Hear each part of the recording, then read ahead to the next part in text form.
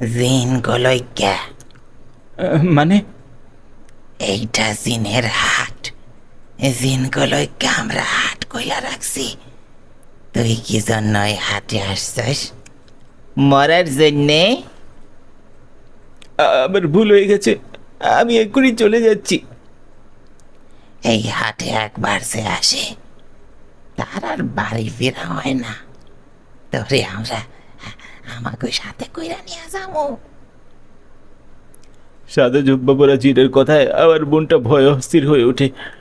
এখনই এই জিনের হাত থেকে আমাকে পালাতে হবে। পালাতে না পারলে চিরতরের জন্য এই জিনেদের হাতে আমাকে বন্দি হতে হবে। কিন্তু আমার শরীরে তো কোনো শক্তি নেই।